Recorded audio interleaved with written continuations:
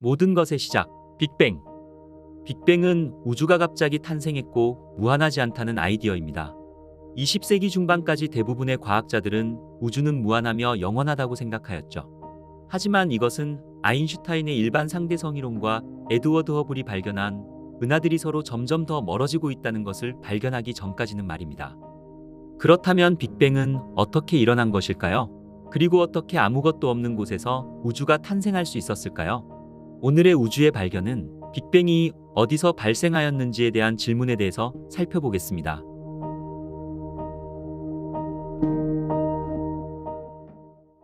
빛이 있으라. 이 말처럼 아주 명확하게 천지창조를 표현한 말은 없을 거라 여겨집니다. 천지창조에 대한 관심을 가지다 보면 우주와 관련된 수많은 궁금증과 호기심을 동반하게 됩니다. 이를 반증이라도 하듯 우주의 탄생과 시작에 얽힌 무궁무진한 이야깃거리는 각 나라의 건국 신화나 설화에 얼버무려져 나타나기도 하죠. 이와 맞물려 천문학이라는 학문을 발전시켜 우주의 신비함에 조금이라도 더 다가가려 예나 지금이나 부단한 노력을 기울이고 있음을 알 수 있습니다. 그 덕분에 우리는 우주여행을 할 수 있는 시대로 성큼 내딛게 되었으니까 말이죠. 빅뱅 이론에 따르면 우주는 약 138억 년 전 어딘가에서 폭발적으로 확장되어 우주 안의 시간과 공간, 에너지, 모든 물질이 동시에 생성되었다는 것을 의미합니다. 이것은 무에서 유가 창조되었다고 해도 과언이 아님을 알 수 있으며 무한하게만 느껴지던 우주가 무한하지 않을 수도 있다는 것을 말하고 있는 것이죠. 맨 처음에는 원자조차 존재하지 않았습니다. 그것은 단지 기본 입자의 뜨겁고 밀도 높은 아주 작은 하나의 점이었습니다. 우주는 태초부터 급속도로 평창해왔으며 열과 에너지로만 가득 차 있었죠. 초기 우주는 냉각과 팽창을 거듭하며 시간이 지남에 따라 물질들을 만들어내었고 이로 인해 별과 은하들이 탄생한 것이었습니다.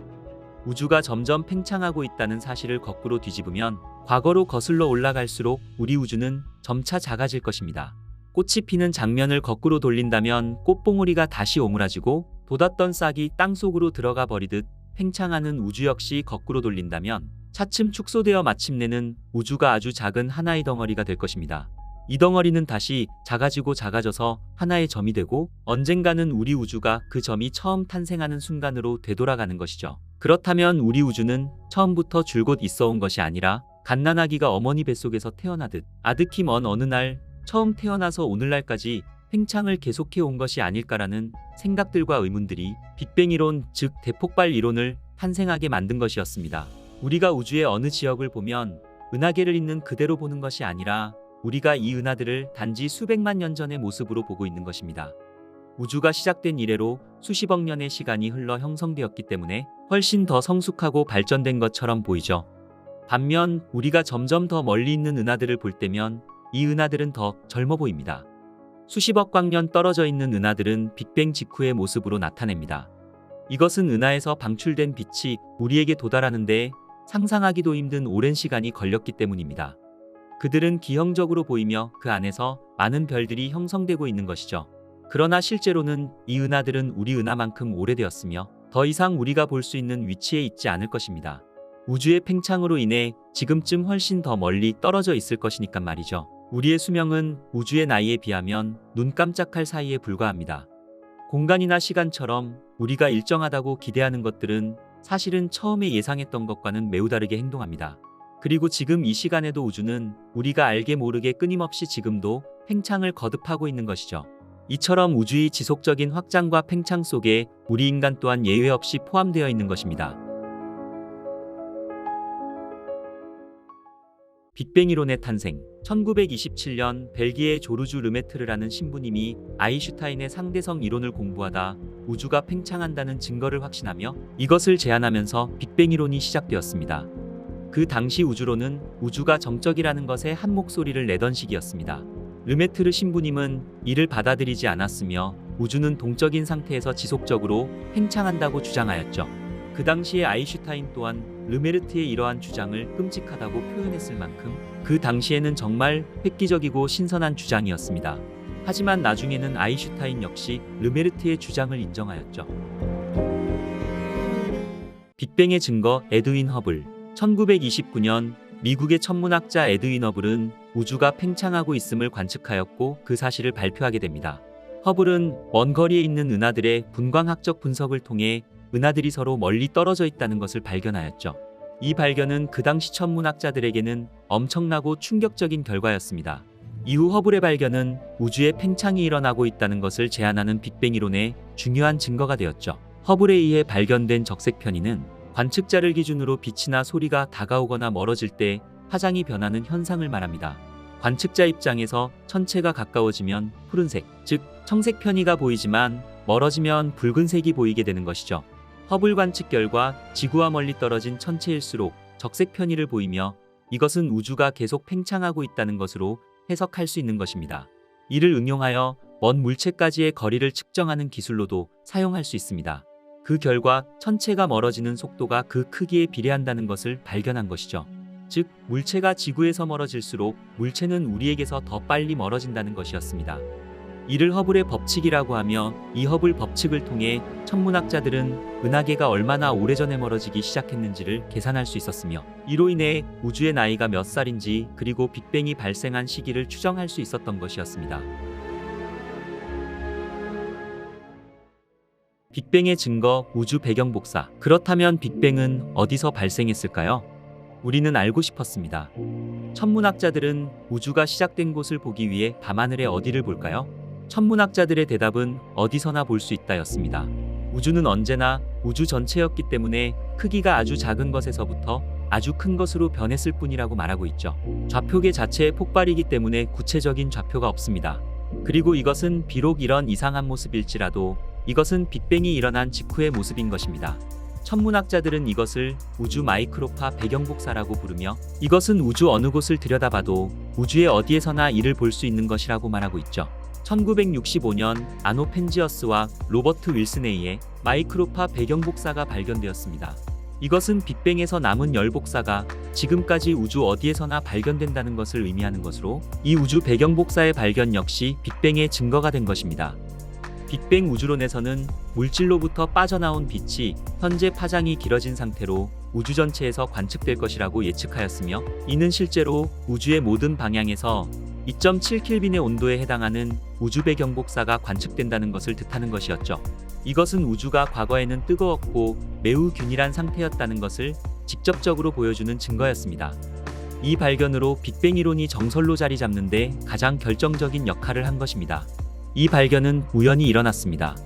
벨 연구소에서 일하던 두 사람은 에코 위성에서 보내오는 약한 신호를 좀 더 잘 잡기 위해 안테나 수신기에 들어오는 잡음을 해결하려 안테나를 깨끗이 청소하고 있었죠. 안테나의 비둘기 둥지를 치우며 비둘기들을 쫓아내기도 하였지만 귀소 본능이 강한 비둘기들은 계속해서 안테나 주위로 되돌아왔죠. 결국 두 사람은 비둘기를 죽이기까지 하였지만 안테나의 잡음은 사라지지 않았습니다. 수신된 잡음의 원인을 찾던 도중 이것이 우주론에서 그토록 찾아 헤매던 빅뱅의 흔적이라는 것을 알아차리며 이를 논문으로 발표하게 됩니다. 이 발견으로 그 당시 빅뱅 이론과 대립하고 있던 정상우주론은 종말을 고했으며 마이크로 배경 복사의 발견으로 빅뱅 이론이 정설로 자리 잡게 되는 계기가 된 것이었죠.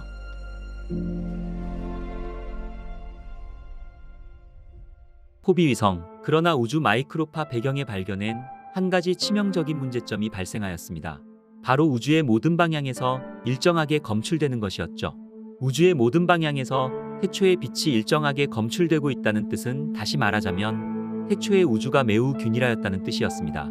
균일한 우주는 우주를 구성하는 입자가 균일하게 분포되어 있다는 것을 의미하는 것이었죠. 우주가 균일하다면 입자들 사이에 작용하는 중력이나 전자기력 같은 모든 힘이 완벽하게 균형을 이루고 있었을 것입니다. 그러나 관측한 우주의 모습은 균일성과는 거리가 멀었죠. 당장 지구만 보더라도 입자들이 중력에 의해 뭉친 형태이며 전 우주를 봐도 은하들이 밀집한 구역과 빈 구역이 구분되어 있었죠. 이것은 천문학자들에게 엄청난 미스터리였습니다. 1989년 우주 마이크로파 배경을 좀 더 정밀하게 측정하기 위해 코비 위성이 발사되었습니다. 그리고 코비 위성은 우주 배경 복사의 전체적인 스펙트럼을 완벽하게 측정하는 데 성공하게 됩니다. 그 스펙트럼은 우주의 초기 온도가 현재보다 수십만 도나 더 뜨거웠음을 확인시켜 주었죠. 코비 위성은 두 가지 중대한 발견을 하였습니다. 그 중 하나는 우주가 2.73켈빈 정도의 온도에서 흑체 복사를 일으킨다는 사실입니다. 이는 빅뱅 이론에서 계산한 우주의 온도와 일치하는 결과를 주었죠. 그리고 또 하나는 우주의 온도가 0.00001 켈빈 정도의 불균일함을 가지고 있다는 것이었습니다. 이 발견은 방향에 따라서 온도가 아주 미세하게 변한다는 의미이며 과학자들은 이것을 비등방성이라고 부르고 있죠. 이 비등방성의 발견은 태초의 우주에 약간의 불균일성이 있음을 의미하는 것으로 이 불균일함으로 인해 입자들 사이의 힘의 균형이 깨지고 서로 뭉치면서 현재와 같은 은하 구조를 이루었을 것으로 생각하게 된 것입니다. 이것은 실제로 컴퓨터 시뮬레이션을 통해 나온 결과가 현재 우주의 구조와 유사하다는 것을 확인시켜 주었죠. 그렇다면 빅뱅 이전에는 무엇이 있었을까요? 그리고 빅뱅이 일어나기 5분 전에는 어떤 일이 일어났을까요? 이런 질문에 대해서는 과학자들도 아직 확실하게 설명할 수 없는 미스터리로 남아 있습니다. 상대성 이론으로 설명하자면 공간이 없으면 시간 역시 없으므로 이 같은 질문에 대한 설명이 불가능한 것입니다. 이것은 빅뱅 순간에 시간이라는 개념이 생겼고 처음부터 질문이 성립되지 않는다라는 말도 맞거나 틀리다고 할 수 있는 것이죠. 그렇기에 어떤 학자도 빅뱅 이전의 상태에 대해서 알 수 없다라고 밖에 대답할 수 없는 것입니다.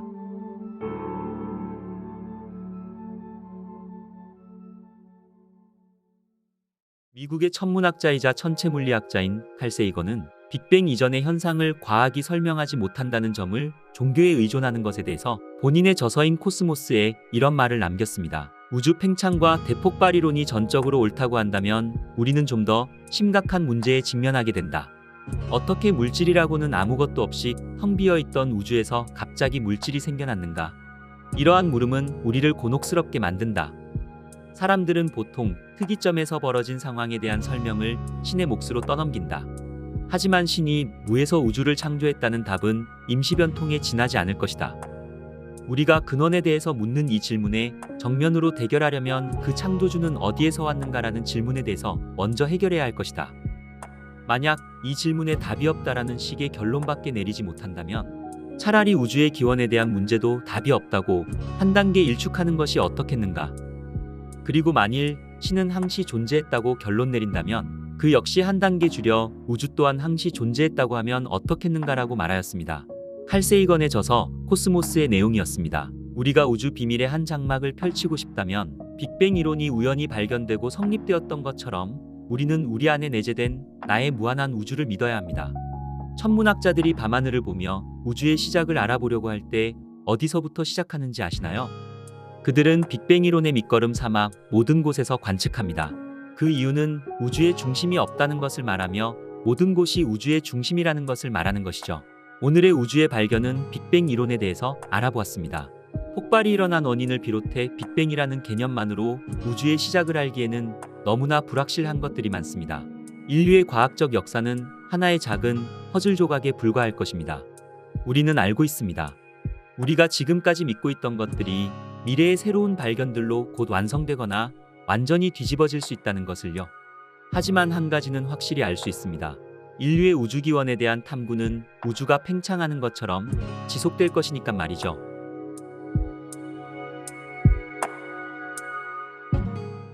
오늘의 우주의 발견은 여기까지입니다. 오늘 보신 영상이 마음에 드셨다면 아마 다른 영상도 재미있게 감상하실 수 있을 거라고 생각합니다. 영상 후반의 동영상을 클릭하시면 더 많은 우주 영상이 담겨 있습니다. 그리고 구독과 좋아요 한 번씩만 눌러주시고요. 저는 또 더욱 재미있는 우주 이야기를 가지고 다시 찾아뵙겠습니다. 끝까지 시청해주셔서 감사합니다.